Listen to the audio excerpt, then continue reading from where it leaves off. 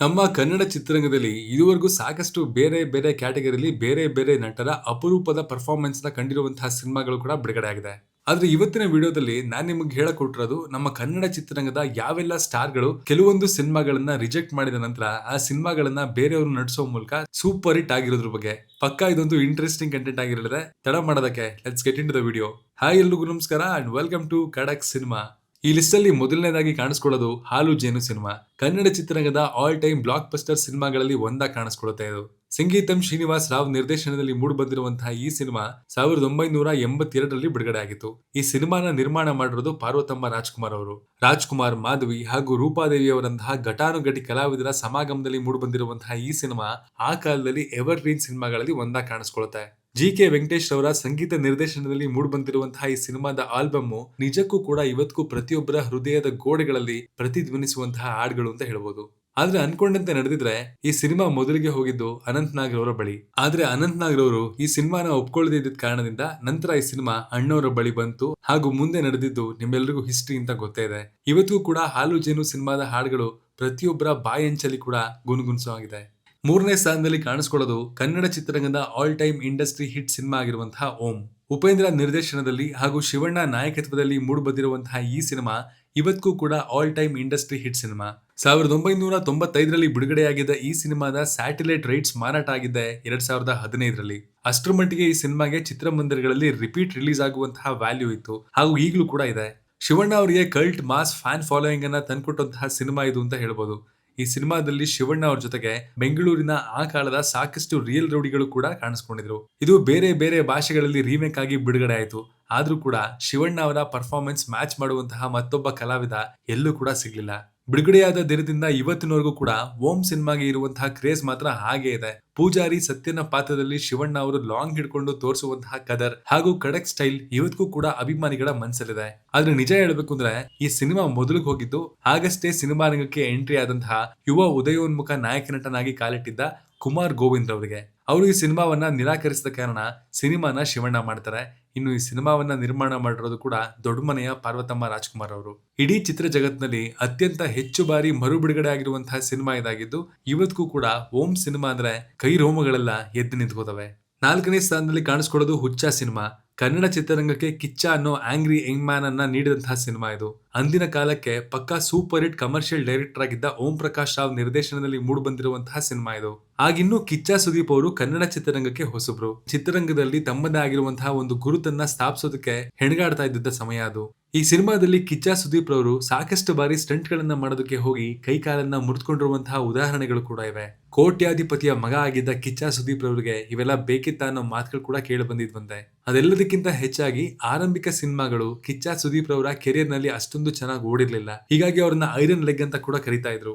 ಇದನ್ನೆಲ್ಲ ಹೋಗ್ಲಾಡಿಸಿ ತನ್ನದೇ ಆಗಿರುವಂತಹ ಗುರುತನ್ನ ಚಿತ್ರರಂಗದ ಇತಿಹಾಸದಲ್ಲಿ ಚಾಪು ಮೂಡಿಸುವಂತೆ ಮಾಡಬೇಕು ಅನ್ನೋ ಹಠದಲ್ಲೇ ಈ ಸಿನಿಮಾದಲ್ಲಿ ಸುದೀಪ್ ಅವರು ಕಾಣಿಸ್ಕೊಳ್ತಾರೆ. ಹಾಗೂ ಆ ಕಿಚ್ಚಿನ ಪ್ರತಿಫಲವೇ ಹುಚ್ಚ ಸಿನಿಮಾದ ಫಲಿತಾಂಶ. ರೀಮೇಕ್ ಸಿನಿಮಾ ಆಗಿದ್ರು ಕೂಡ ಅದಕ್ಕಿಂತಲೂ ಹೆಚ್ಚಿನ ಯಶಸ್ಸನ್ನ ಕನ್ನಡ ಚಿತ್ರರಂಗದಲ್ಲಿ ತೋರಿಸಿದಂತಹ ಸಿನಿಮಾ ಇದು. 2001ರಲ್ಲಿ ಬಿಡುಗಡೆಯಾದಂತಹ ಈ ಸಿನಿಮಾ ಕನ್ನಡ ಚಿತ್ರರಂಗದ ಇತಿಹಾಸದ ಸುವರ್ಣ ಅಕ್ಷರದಿಂದ ಬರೆದಂತಹ ಪುಟಗಳನ್ನ ಸೇರ್ಕೊಳ್ತು.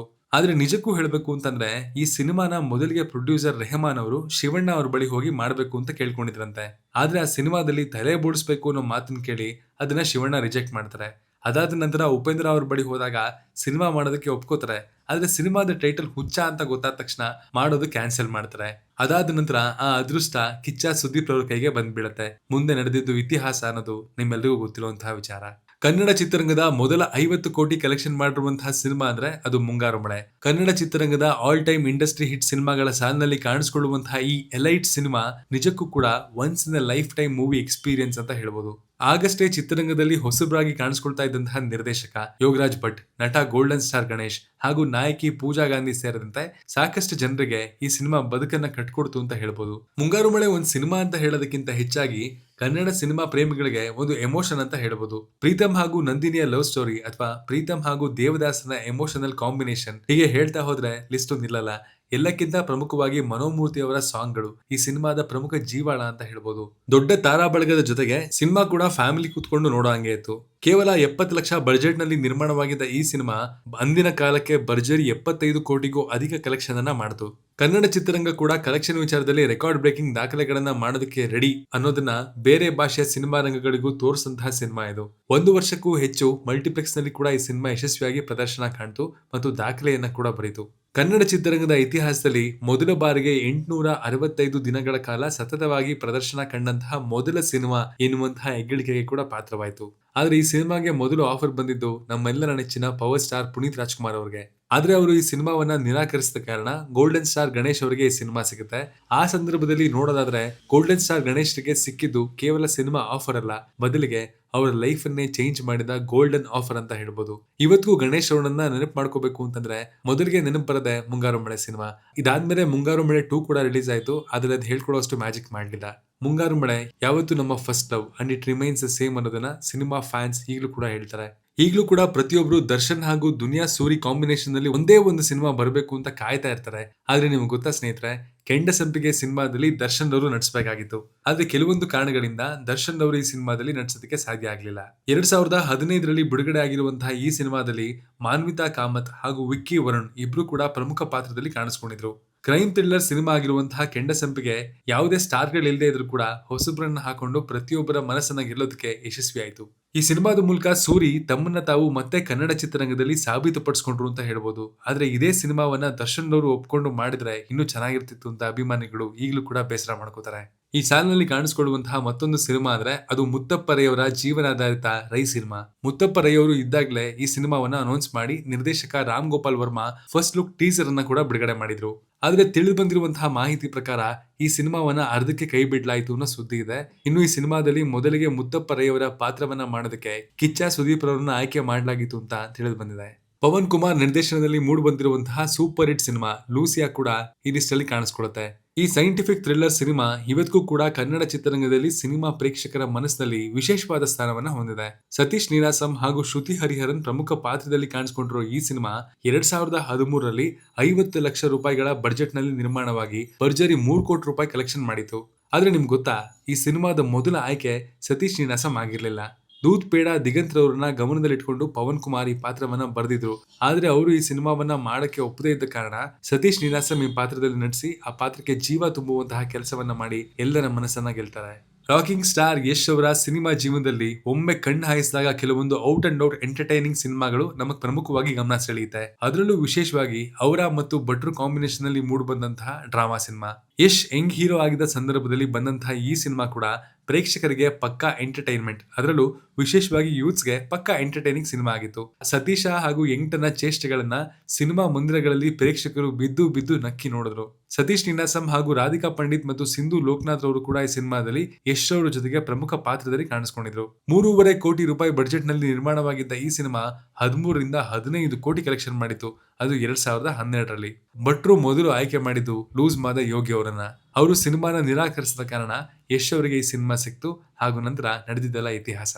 2015ರಲ್ಲಿ ಬರೀ ಬಾಹುಬಲಿಯದ್ದೇ ಮಾತು ಎಲ್ಲಾ ಕಡೆ ಕೇಳಿ ಬರ್ತಾ ಇತ್ತು. ಕನ್ನಡ ಸಿನಿಮಾಗಳು ಬಿಟ್ಟಾಕಿ ದೊಡ್ಡ ಮಟ್ಟದ ಬಿಗ್ ಬಡ್ಜೆಟ್ ಸಿನಿಮಾಗಳು ಕೂಡ ಈ ಸಿನಿಮಾದ ಮುಂದೆ ಬಿಡುಗಡೆ ಆಗೋದಕ್ಕೆ ಹೆದರ್ಕೊಂಡ್ಬಿಟ್ಟಿತ್ತು.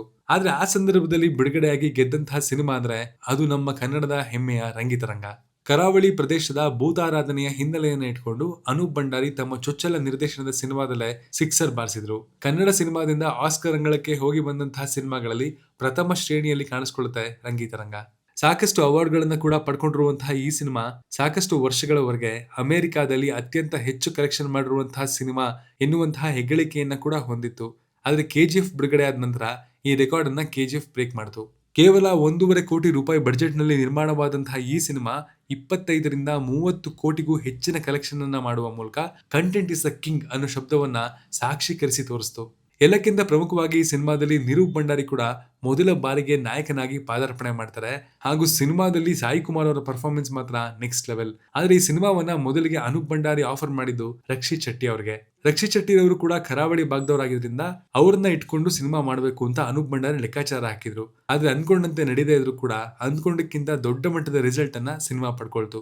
ಈ ಸುದ್ದಿ ನಿಮಗೆ ಕೇಳಿದ್ರೆ ಸ್ವಲ್ಪ ಆಶ್ಚರ್ಯ ಆಗೋದ್ರಲ್ಲಿ ಅನುಮಾನ ಇಲ್ಲ. ಹೌದು, ಸ್ಟೈಲಿಶ್ ಸ್ಟಾರ್ ಅಲ್ಲು ಅರ್ಜುನ್ ನಾಯಕನಾಗಿ ಕಾಣಿಸಿಕೊಂಡಿರುವಂತಹ ಪುಷ್ಪ ಸಿನಿಮಾ ಎಲ್ರಿಗೂ ಕೂಡ ಗೊತ್ತು. ಕನ್ನಡದಿಂದ ಡಾಲಿ ಧನಂಜಯ್ ಹಾಗೂ ರಶ್ಮಿಕಾ ಮಂದಣ್ಣ ಕೂಡ ನಟಿಸಿದ್ರು. ಸಿನಿಮಾ ಕೂಡ ಬಾಕ್ಸ್ ಆಫೀಸ್ ನಲ್ಲಿ ಭರ್ಜರಿ ಕಲೆಕ್ಷನ್ ಮಾಡಿರುವಂತಹ ಸಿನಿಮಾನೇ. ಸುಕುಮಾರ್ ನಿರ್ದೇಶನದಲ್ಲಿ ಮೂಡಿ ಬಂದಿರುವಂತಹ ಈ ಸಿನಿಮಾದಲ್ಲಿ ನಿಮ್ಮೆಲ್ಲರಿಗೂ ಗೊತ್ತಿರೋ ಹಾಗೆ ಫಹದ್ ಫಾಜಿಲ್ ವಿಲನ್ ಎನಿಸುವಂತಹ ಪೊಲೀಸ್ ಅಧಿಕಾರಿಯ ಪಾತ್ರದಲ್ಲಿ ಈ ಸಿನಿಮಾದಲ್ಲಿ ಕಾಣಿಸ್ಕೊಂಡಿದ್ದಾರೆ. ಆದ್ರೆ ಸುಕುಮಾರ್ ಅವರು ಈ ಪಾತ್ರವನ್ನ ಮಾಡೋದಕ್ಕೆ ಮೊದಲು ಅಪ್ರೋಚ್ ಮಾಡಿದ್ದು ಚಾಲೆಂಜಿಂಗ್ ಸ್ಟಾರ್ ದರ್ಶನ್ ರವರನ್ನ.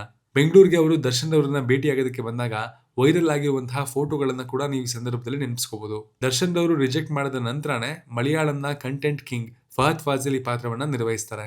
ಭಾರತೀಯ ಚಿತ್ರರಂಗದ ಅತ್ಯಂತ ಹೆಚ್ಚು ಕಲೆಕ್ಷನ್ ಮಾಡಿರುವಂತಹ ಸಿನಿಮಾಗಳ ಪೈಕಿಯಲ್ಲಿ ಸಲ್ಮಾನ್ ಖಾನ್ ನಾಯಕ ನಟನಾಗಿ ಕಾಣಿಸಿಕೊಂಡಿರುವಂತಹ ಬಜರಂಗಿ ಭಾಯಿಜಾನ್ ಸಿನಿಮಾ ನಿಮ್ಮೆಲ್ಲರಿಗೂ ತಿಳಿದಿರೋ ಹಾಗೆ ನಮ್ಮ ಕನ್ನಡ ಚಿತ್ರರಂಗದ ಖ್ಯಾತ ನಿರ್ಮಾಪಕರಾಗಿರುವಂತಹ ರಾಕ್ಲೈನ್ ವೆಂಕಟೇಶ್ ಅವರ ಸಹ ನಿರ್ಮಾಣದಲ್ಲಿ ನಿರ್ಮಾಣವಾಗಿರುವಂತಹ ಸಿನಿಮಾ. ಈ ಸಿನಿಮಾಗೆ ಕತೆ ಬರೆದಿದ್ದು ರಾಜಮೌಳಿ ಅವ್ರ ತಂದೆ. ಆದ್ರೆ ಈ ಕತೆ ಬರೆದಾಗ ರಾಕ್ಲೈನ್ ವೆಂಕಟೇಶ್ ಅವರು ಮೊದಲು ಹೋಗಿದ್ದು ನಮ್ಮೆಲ್ಲರ ನೆಚ್ಚಿನ ಪವರ್ ಸ್ಟಾರ್ ಪುನೀತ್ ರಾಜ್ಕುಮಾರ್ ಅವರ ಬಳಿ. ಪುನೀತ್ ರಾಜ್ಕುಮಾರ್ ಅವರು ಆ ಸಂದರ್ಭದಲ್ಲಿ ಈ ಕಥೆಯನ್ನ ಒಪ್ಕೊಳ್ಳದೇ ಇರೋ ಕಾರಣ ನಂತರ ಈ ಸಿನಿಮಾ ಅಲ್ಲು ಅರ್ಜುನ್ ಅವರ ಬಳಿ ಹೋಯಿತು. ಹಾಗೂ ಅಲ್ಲು ಅರ್ಜುನ್ ಕೂಡ ಒಪ್ಕೊಳ್ಳದೇ ಇದ್ದ ಕಾರಣ ನಂತರ ಸಲ್ಮಾನ್ ಖಾನ್ ಅವರ ಬಳಿ ಹೋಯಿತು.